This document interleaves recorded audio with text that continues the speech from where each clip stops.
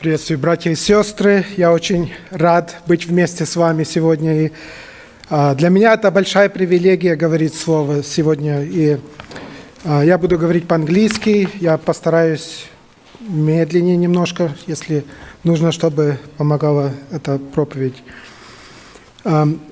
Слово будет большинство из книга «Числа», 11 глава. Так что если вы найдете это место, будет немножко легче следить. Это «Числа», 11 глава. Я не буду всю главу читать, некоторые места. So we will read from Proverbs chapter 11, starting from first verse to verse 6.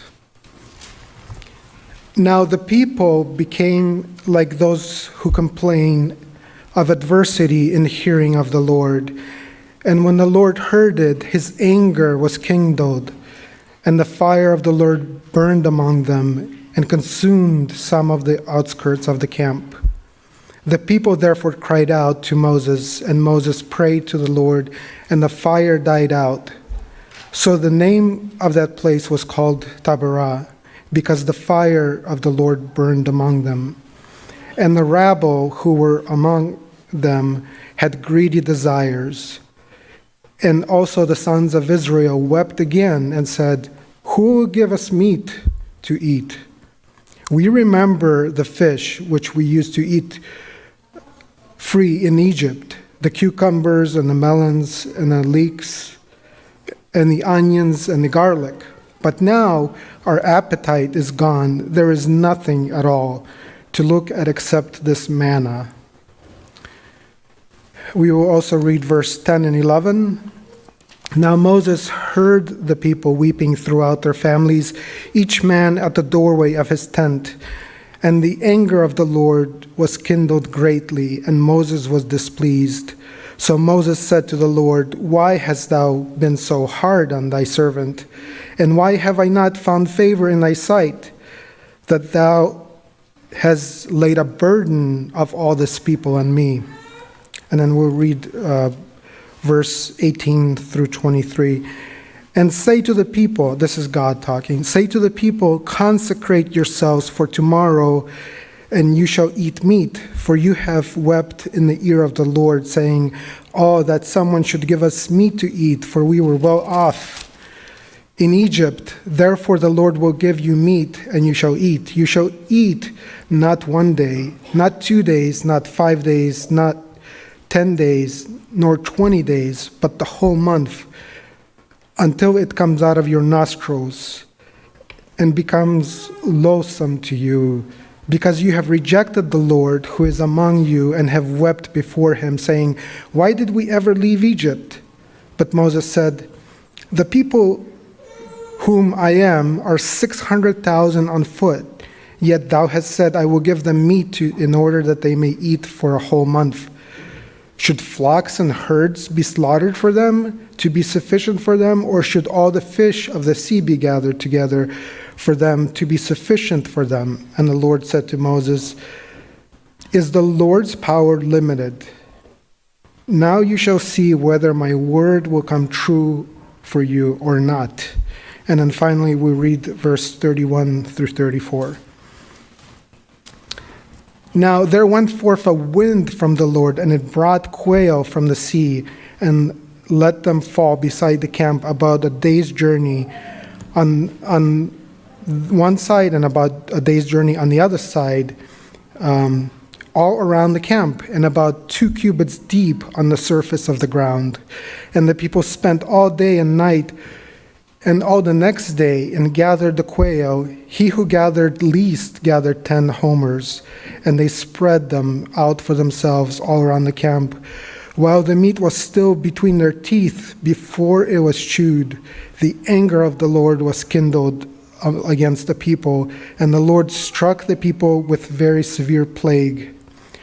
So the name of that place was called Kibro Hatava, because they buried the people who were greedy. So this is a story that starts This is about 2 years after the Israelites left Egypt. So one of the most difficult things that they had to endure was not having the kind of food that they needed. And we know that they've experienced many different things. They crossed the sea. That was a danger for them. They lacked water at one point, and God provided water for them. And we know that even through this whole time, God's presence was very evident among them. God walked before them in a form of a cloud, and at night there was a form of a fire. And they saw all these things for 2 years. They also experienced the Mount Sinai, and this was after this. Mount Sinai was before this event that we read. So they were able to experience receiving of the law, and they saw God on the mountain. So they were able to experience all these miracles in their life, and they get to this point where they are lacking again, and they are complaining. It's normal for people to complain. That's our nature. We have a tendency to do that. So we read about this problem that they have, and the problem is they've been eating manna for about 2 years, and they ate manna as cookies, as bread, as some kind of a soup. They grilled it. They made all kinds of different things, and they got sick of it. And they start to complain to God, and they say, "We want meat. We haven't had meat. We're hungry." And they are complaining to a point that they begin to cry. Can you imagine that? Have you ever seen an adult cry when they can't get enough food? And the problem is not a problem of hunger. They had food. God provided food for them. They had manna. And manna was like a miracle food. If we could find manna today, we would seek that out, because you can look at the food industry. There's all kinds of promises that people give with their food, that it provides all kinds of health benefits. We see that God provided manna that supported people's health for 2 years. We don't hear of sickness. We don't hear that they were dying early. God gave them what they needed, and yet they get to a point where they are complaining that they don't have meat. The topic of food is mentioned throughout the Bible. I know that you can just remember all the different places where the food is mentioned. Right from the beginning, when the fruit is eaten from the tree, when God creates food for people. We read all the different challenges people had with food. We read where people don't have enough food. We read places where Jesus is able to multiply food, and Jesus is able to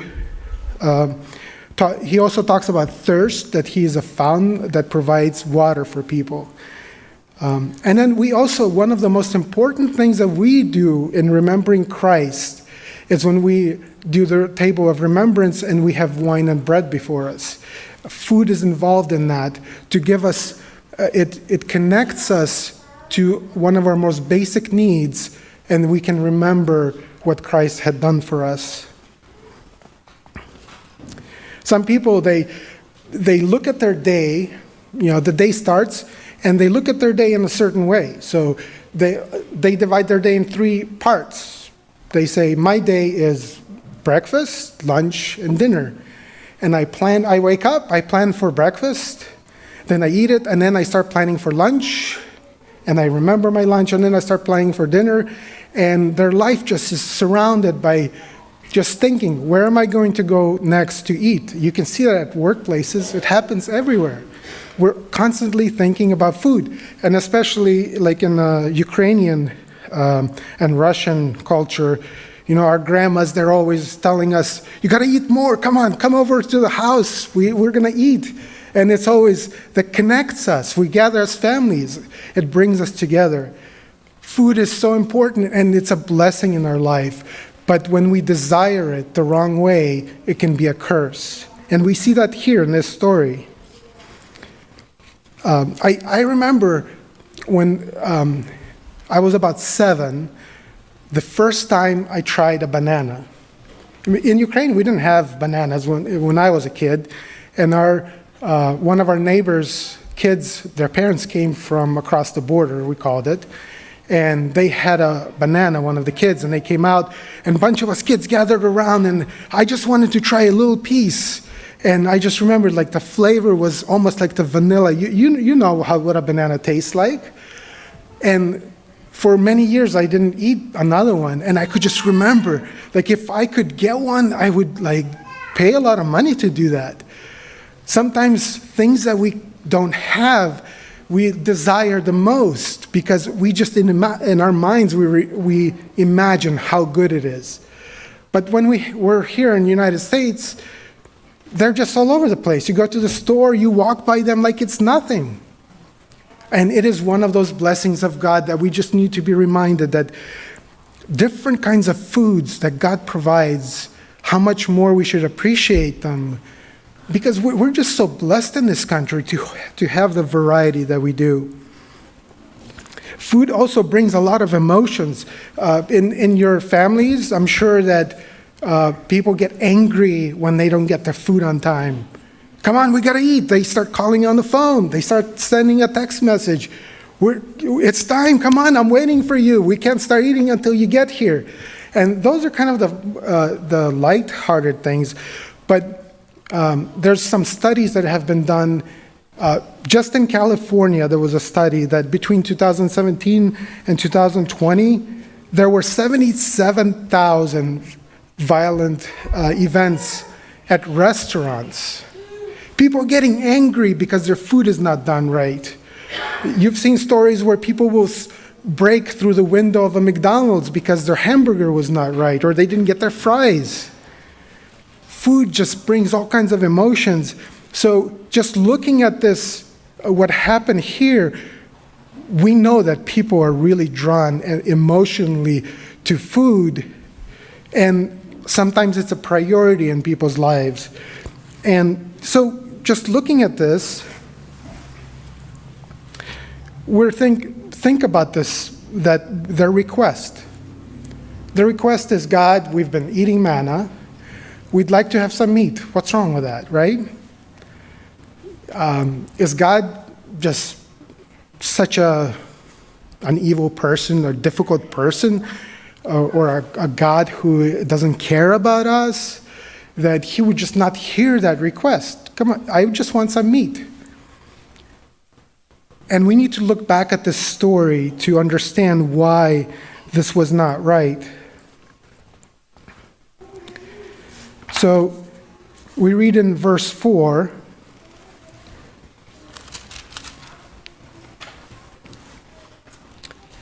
we read that, and the rabble who were among them had greedy desires. And also the sons of Israel wept again and said, who will give us meat to eat? Among them, there were these people called the rabble. It's such an interesting word. When I was studying this, I thought, rabble, it just sounds so interesting. It turns out that the rabble were people who joined the Israelites when they left Egypt. And they were really not part of the nation, but they wanted to come along, and because they probably saw some kind of a future with the Israelite people. And we see that the rabble were not content, and they had greedy desires. Some translations will say that they had evil desires. There was evil in their heart. And that's where the source of the problem comes from. It's not that there's something wrong with meat. It's that there was evil desires in their hearts. They were ignoring what God had done for them, and they were starting to complain. Complaints are just so interesting because they spread so easily. You've seen this. We see this in families. We see this in churches. We see this in countries. I fall myself off into the same thing because it's so easy to complain. It doesn't take a lot of effort to complain. And what they are doing is they are ignoring what God is doing, and instead they're complaining. And we see that by the end of the chapter, the whole nation, everybody is complaining. There's some studies that have been done that say complaining actually reduces part of your brain. So if you complain a lot, the hippocampus, or I don't know if I said that right, actually reduces in size. You believe that? That Bible actually tells us to think a certain way to protect us. And this impacts our decision-making and reasoning skills. And we see that it is so easily spreads out. It spreads out to the point that people, adults, begin to weep. They are standing in their tents and they're crying, wanting meat. So I just remember last time when my kids cried, it wasn't when they were 12, it wasn't when they were 5. My kids cried when they were infants because they wanted to eat. That's completely uncontrolled. They have a desire. We see infants in our church. Sometimes they begin to cry. Doesn't bother us, right? Kids cry because we know they have a desire, and that desire is completely uncontrolled. They know that they need to eat, and they tell us. That's how they tell us. That's not even a problem, but when an adult does that, that definitely becomes a problem. We read further in the Bible that I believe it's Apostle Paul tells us that you're like infants, that you want milk, but you should be eating meat by now. You should be eating solid food. Sometimes people emotionally are just incapable of controlling what happens, and this is the case here. They're incapable of controlling their desires. That is the root cause of the problem here. If we read verse 18 and 19, I'm sorry, I'm going to go back to Exodus 2, 23 through 25. Now it came about in the course of those many days that the king of Egypt died, and the sons of Israel groaned because of the bondage. And they cried out, and the cry for help because of the bondage ascended to God. So God heard their groaning, and God remembered his covenant with Abraham, Isaac, and Jacob. And God saw the sons of Israel, and God took notice of them.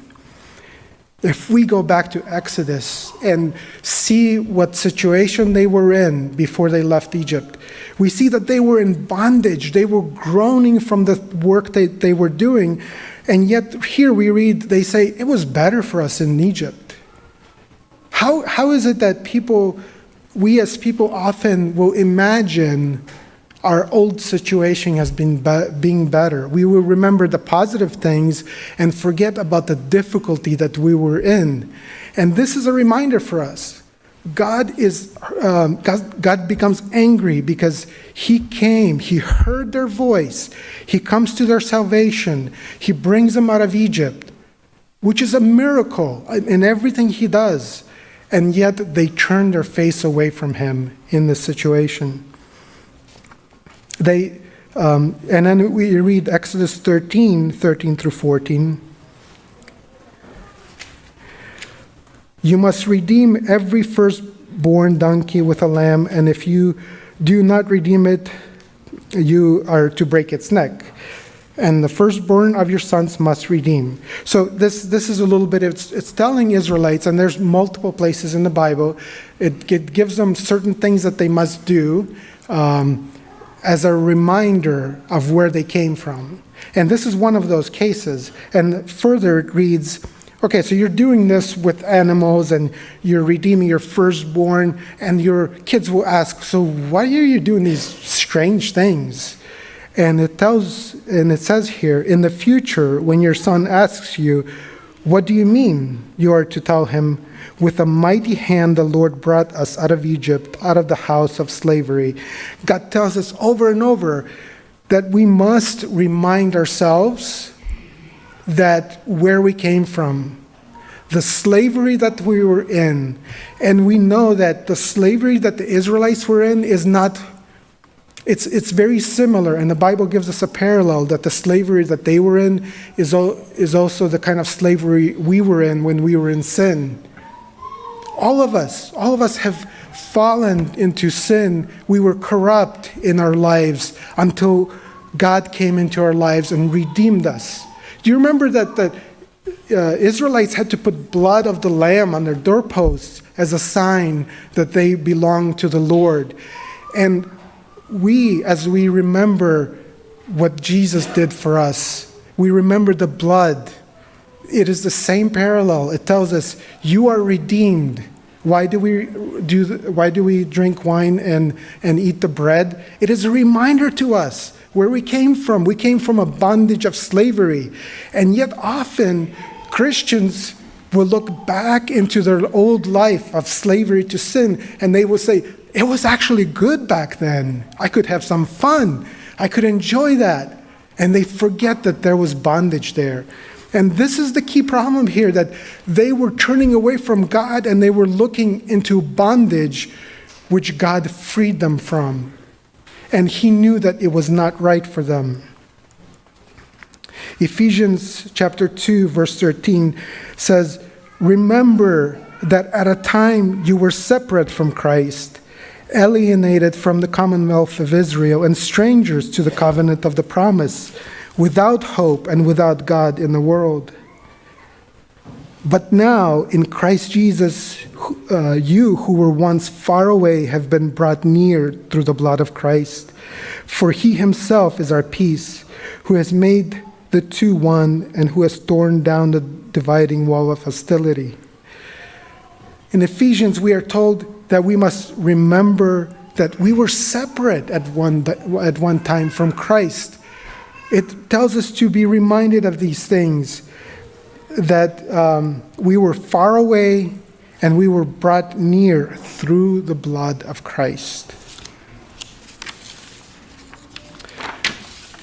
So this relationships the Israelites were in, it wasn't a... So just think about us thinking, okay, God, I'm a person, I'm making some plans. What does it matter to you, God, where I take a step? Right? Like, if I want to eat meat, I'll go eat meat. If I want to hang out in a place of my choosing, I go and hang out. What does it matter to you, God? This is a similar situation, that can the people make a choice of their own here? And what's important to know here is that we are not people who are independent anymore. When we came out of slavery, we came into a new relationship with God. And that relationship is important. When we have relationships in our lives, we're born for relationships. We have parents and children relationships. We have husband and wife relationships. If a husband pretended that his wife doesn't exist anymore, and he just kind of started doing his thing on his own, you would think that she would not be happy about that.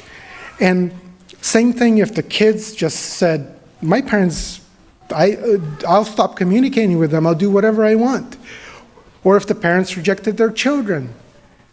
Those things would bother us. And God is a God of relationships. When we come under his blood, when we come back to having a relationship with him, it's not an independent relationship anymore. We depend on him completely, and he's doing work in our lives. And if we start making our own decisions, he will have to step in and to pull us back in. 1 Peter 1, 6-7 says, in this you greatly rejoice, that now for a little while you may have had to suffer grief in various trials, so that the proven character of your faith, more precious than gold, which perishes even though refined by fire, may result in praise, glory, and honor at the revelation of Jesus Christ. This passage reminds us that when we suffer, when we go through a desert in life, it's not useless.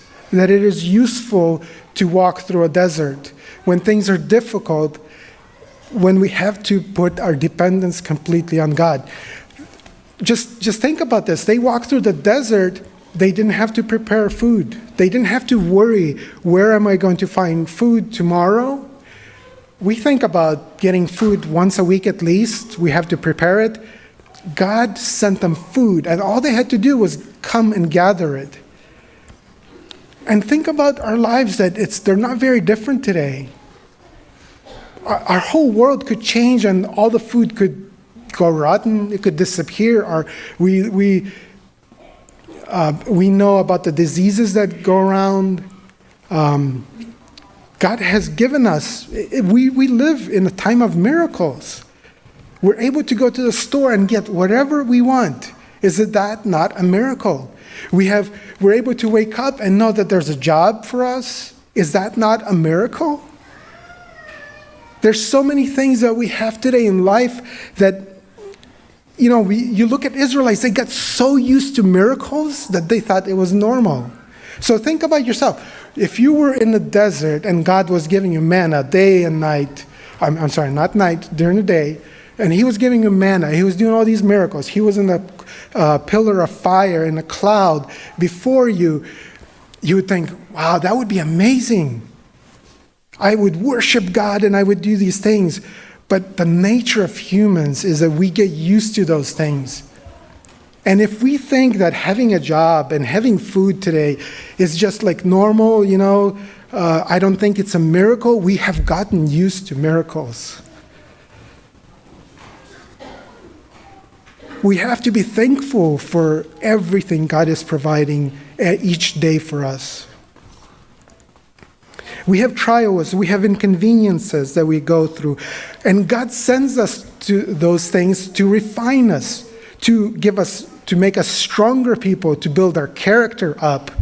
And imagine these people just walk away from God. Then God says, God has no effect in their lives. They can't grow.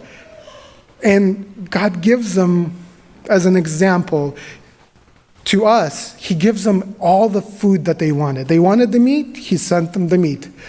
So if you read what it says, how much meat there was, they say that it was about, maybe the height was about here of the birds that were around their camp. It was just full of birds and full of meat. And they ate so much that they just got sick from it. We don't know why, we don't understand why God just didn't give them meat through this whole time. There's no refrigeration in the desert. Maybe that's why. Maybe it's a trial to teach them to depend on God. We don't know exactly why, but God has a reason for everything. And God works out all things for the good of those who love him. We have to trust him in that. Because when we don't, we get to a point where we gorge on the things that we get, and we actually get sick from it. Matthew 5:6 says, "Blessed are those who hunger and thirst for righteousness, for they will be filled." What is the biggest blessing in life that we can have? It is this blessing of having the hunger for righteousness, for what God provides. In John chapter 4, we read verse 32. "But he told them, 'I have food to eat that you know nothing about.' So the disciples asked one another, 'Could someone have brought him food?' Jesus explained, 'My food is to do the will of him who sent me and to finish his work. Do not say, there is still months until harvest. I tell you, lift up your eyes and look at the fields, for they are ripe for harvest.'" This passage comes from the woman at the well. You remember the story when Jesus comes to the well, and the woman, they start to have discussions, and the disciples go to the town to get some food because they've been walking around, they're hungry, they're thinking, we got to get the next thing, we got to worry about Jesus, you got to take care of this hunger issue. And Jesus spends his time inviting a person into his kingdom. He spends his time with a person that nobody would relate to, and he reveals truth to her. So when the disciples come back, he says, I'm not hungry anymore. And they're like, what do you mean? Did you have food? Did somebody else give it to you? And Jesus said, I have food to eat that you know nothing about. My food is to do the will of him who sent me and to finish his work.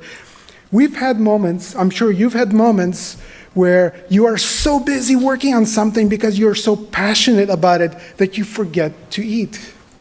There's times when we're working and somebody says, come on, eat, you haven't eaten.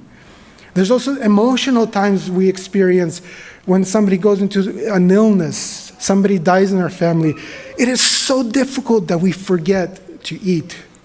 And Jesus here is saying that when we are working to do the will of God, our priorities change in such a way that food does not become the priority in our lives. And it doesn't just have to be food. It could be anything.